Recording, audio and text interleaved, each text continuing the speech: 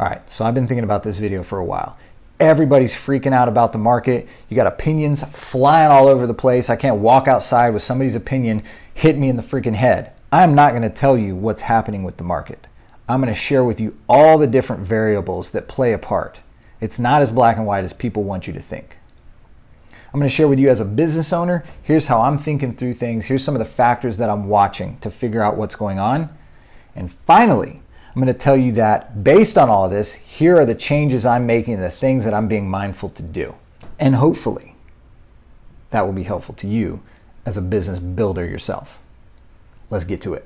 My name is Brian Bandas. I'm building a real estate development company. I'm becoming a better father, a better husband, a better entrepreneur, and a better man every single day. Let's get it.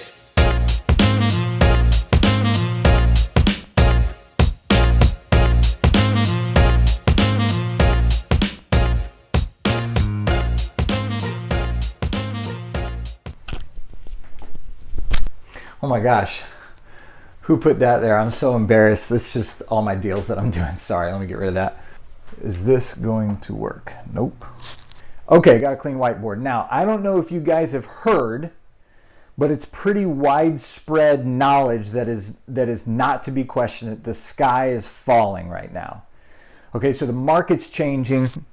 Real estate markets, global economic markets, everything's in flux, everything's going to hell in a handbasket. Just ask anybody trying to sell some clicks. So I wanted to talk to you guys today about what I'm seeing in the market. Let me just be clear, this is only my opinion, and frankly, it's unique to the real estate development market in Nashville. But I think that there's principles here that you could take to your market and apply, at least some good questions that you can ask. It's not as black and white as a lot of the headlines make it seem. So let's take a second to look at factors that are pushing real estate values down and other factors that might be pushing them up.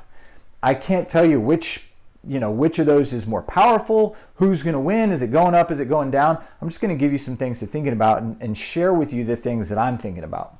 So let's start here. Downward pressure. Boom. Here's the most obvious. Interest rates, oh my gosh. Interest rates, they keep going up, oh my gosh. So they are going up. They have gone up. It's very measurable. That's not an opinion. It's clear they've gone up. Historically, they're still slightly below average, but they're not fantastic and they're not great compared to what we are all used to. We're used to, like, what did the low get to? Like 2.5 or a little bit lower? Man, I miss those days. Now, why do interest rates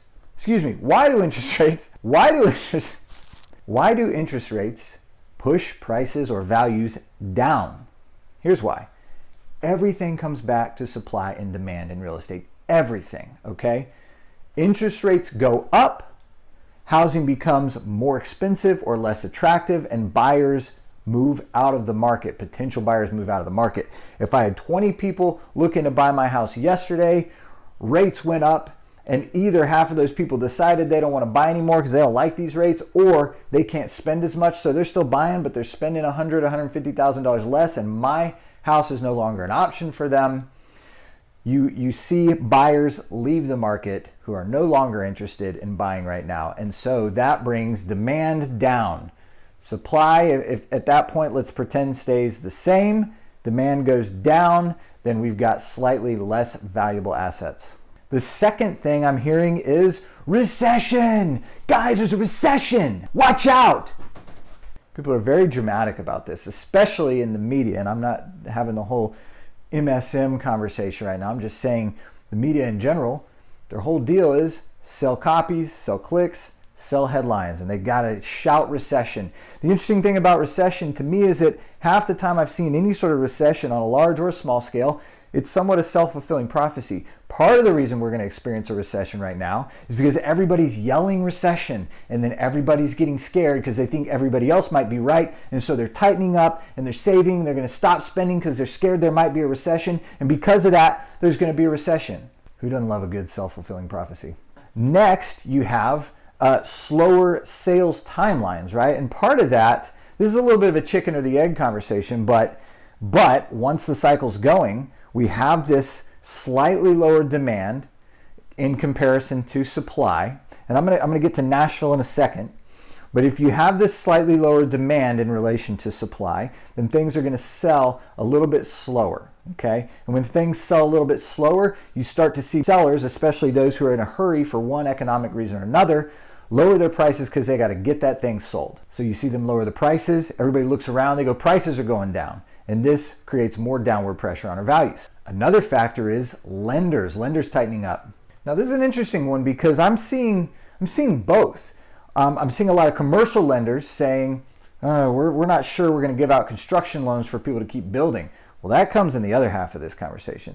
This is an interesting one. I thought going into recession that we'd see lender guidelines starting to tighten up, and yet a week ago we have this whole announcement from Bank of America that they're going to start doing more zero down loans in theory. That would create upward pressure. That would create more buyers with more money to spend.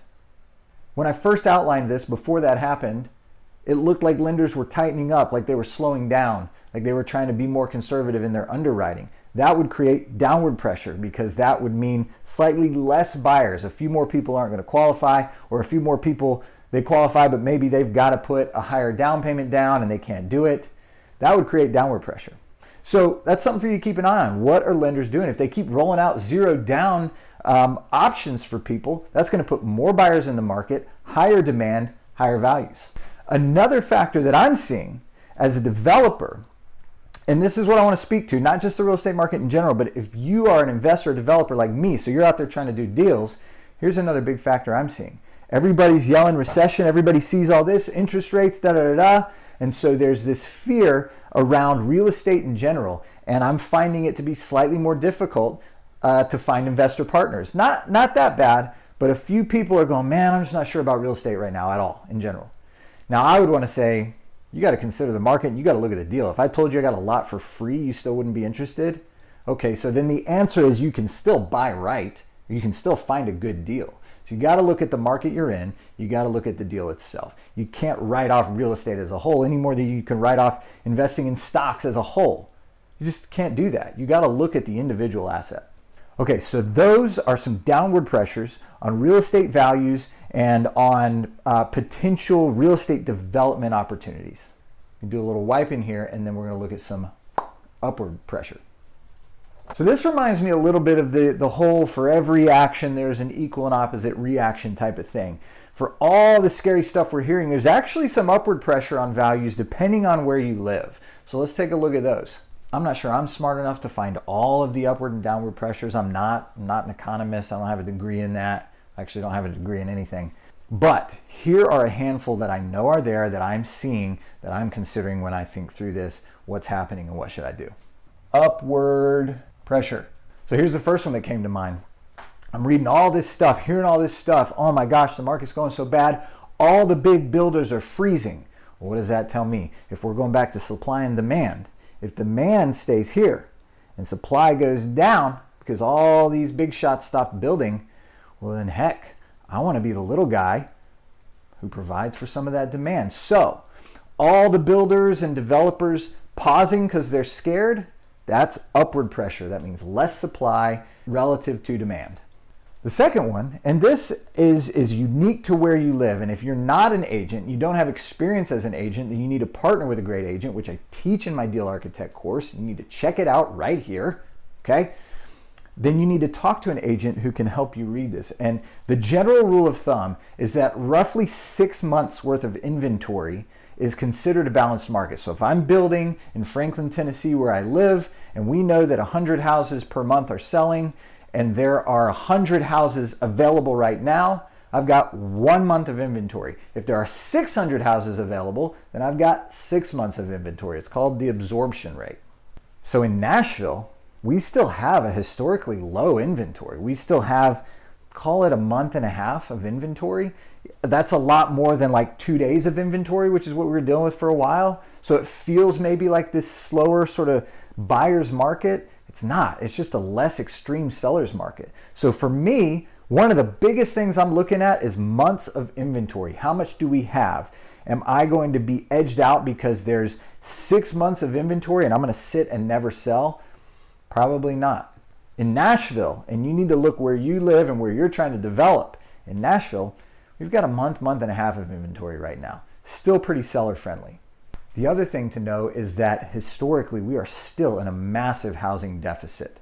That doesn't mean we're going to get to solve it all this year, that everybody's going to buy, but we are still way behind on new construction housing starts in our country as a whole. Another factor for me here in Nashville is job growth and population growth, which are fairly tied together, and we're still seeing a lot of it. If you live in a city, a town, an area where that's not happening, and you're seeing people leave, then your assessment of this is a little different than mine, and that's maybe something to really consider and take a look at. For me, we've got low inventory and we still have people moving in, so I have reason to believe inventory stays on the relatively low side. Let's go back to all those builders freezing. If, let's say, half the developers and builders in Nashville decide, whoa, we're a little freaked out, we're going to press pause for a minute. Well, here's another effect that has. Not only does that slow down inventory and create that disparity between supply and demand, but that also means that there's less work for all the trades. And so what does that mean? If a guy was getting 20 jobs a week brought to him and now he's getting one, he's far more interested in offering to do my work for a price that makes sense. So in theory, construction costs come down and labor costs come down a little bit. I don't know if we're going to see materials go down. In theory, that should happen as well. If you got a bunch of lumber you're trying to sell and all of a sudden half the people who were buying it stop buying it, you're going to drop your lumber prices to get it sold, right? In theory. So because of the slowdown in development nationwide, we could definitely see labor and material costs come down, which would not necessarily drive up pressure on home values, but makes a little more room for a profit margin for me, right? It makes it a little bit easier for me to find a deal that works. If I was going to build this house for $400 and now I can build it for $360, it's a little easier to buy that lot right. So labor and material costs, hopefully, maybe going down a little bit. Another potential benefit, when you hear on social media all the gurus saying, hey, recession is when people become millionaires, here's what they mean. In a recession like this, if we see a substantial, meaningful dip in real estate values, that's when, in theory, this is only their theory, nobody can swear this to you, me or anyone else, you start to see people who are potentially maybe underwater. They have to get rid of these houses for discounted prices. And your ability to find deals when the real estate market is down means that when the real estate market rebounds 3, 5, 8, 10 years from now, all of a sudden you bought real estate at a discount that has surged in value. Just ask people who bought discount properties in 2008 how that went for them. It went pretty well. That's the thing. Boom, discount opportunities. Here's my point in sharing all this. What's going on with real estate nationally, and even more so what's going on with real estate in your area, and even more so what's going on with real estate development opportunities in your area, it's not black and white. Everything you're hearing in the headlines does not automatically mean run for the hills. It might. Depends on where you live. Depends on how you're buying stuff. Depends on what your strategy is. Depends on your cash position and your financial position. It's not black and white. There's a lot to consider.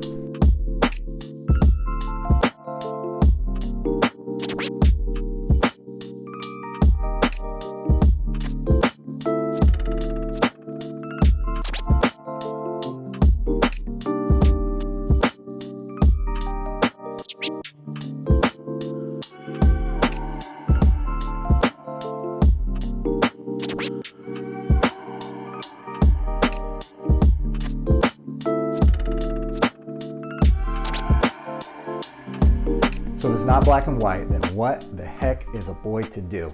Stop developing. I can't do it. You know why? I got 3 sons. They eat a bunch of food. I got a house that we live in. Like, this is how I feed my family. This isn't a side gig anymore. So if stopping doing what I do is not an option, then what can I do? It's all about understanding what we can control and what we can't control, right? So here's what I can do. Here are some of the things that I can do when I'm dealing with a market that is uncertain. Number 1, pay attention. I don't always consume a bunch of financial news. I'm not always reading. I'm not always paying attention to some of that stuff. A lot of times it's less relevant. Right now, it's highly relevant. I want to read everybody's opinion. Maybe not everybody, like a lot of people though. Number 2, I'm going to filter that information. I'm going to filter that information based on numerous things. Who's the source and why do I trust them? Is what they're saying matching what I'm actually seeing in the marketplace, right? That's a huge one. That doesn't apply to real estate. It applies to everything. I mean, frankly, they can't all be right, can they? Because a bunch of the stuff they're saying is conflicting with each other. So some people are right, some people are wrong, and frankly, they're probably all sort of wrong and sort of right, and the truth is somewhere in the middle. So I want to gather up these opinions and gather up this information. I want to parse opinion from data, from fact, and start to go, all right, this is this person's opinion and their interpretation of the data. What's my interpretation of the data? Do I agree that rising interest rates automatically means I should stop building? That's a pretty big jump. Do I agree with that? If so, why? If not, why not?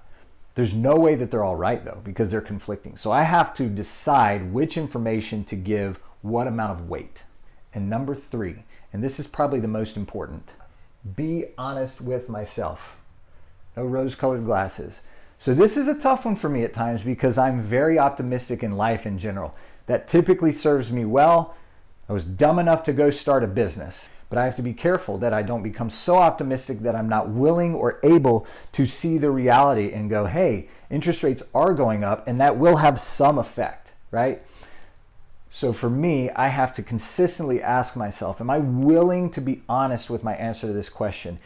Am I in trouble right now? Yes or no? If not, why? Is that a real answer? Do I wish that was the truth and it's not actually the truth? I just have to make sure that I don't hide behind my optimism and hide from maybe uncomfortable realities that I've got to deal with. If I hide from them, I'm not going to deal with them, and then I'm really screwed. If I don't hide from them, yeah, it's uncomfortable, but now I can take action and do something about it. All right, so I've looked at all the data, I'm analyzing it, and I have my opinion of what's going on. And my opinion in Nashville is things are going to change and they are going to be affected. But it doesn't mean 2008 disastrous crash all over again, and I don't see that writing on the wall. So what strategies does it make sense for me to employ to protect my company, my livelihood, my employees' livelihood, etc.? The first one is the main one. It's super easy. Since I can't just stop, since I can't just freeze, and some of these huge companies, they've got millions or even billions in savings, fine, they can freeze and take a year off and just see what happens. I can't do that because I got to feed 3 growing boys. So it starts with the buy, and I teach that in my course, and anybody teaching real estate needs to be teaching that. The money's made on the buy. So as I mentioned earlier, if I get a lot for free, it's still a deal, right? The point is, and that's an extreme example, but the point is you can still do deals that make sense. You just have to buy them right. I wrote buy right, be picky. Number 2 is I've got to conserve or tighten up overhead expenses, right? I got to kind of trim the fat a little bit as far as our monthly costs to survive, which I guess means no more weekly mani-pedis. No, I got to keep that. I got to figure out something else to get rid of. The third one for me, which I haven't done for the last couple of years, I got to start pre-listing things. We're about halfway through the build process, especially when I've got multiple units in the same area. Say I'm building 2 houses, or we've got one project that's 10 townhouses. I don't want to dump 10 townhouses onto the market on the same day, right? Might sell 1 or 2 quick, and they're going to start sitting, and those days on markets are going to start to add up, right?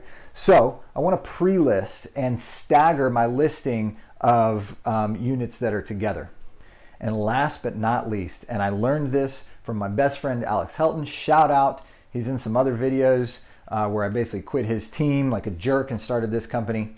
So Alex taught me this, and that is to come up ahead of time with a very purposeful plan that you would implement if things started to get tight. So what it could look like is, hey, tier 1, if we go a month where we're not profitable, we're going to cut these 5 expenses.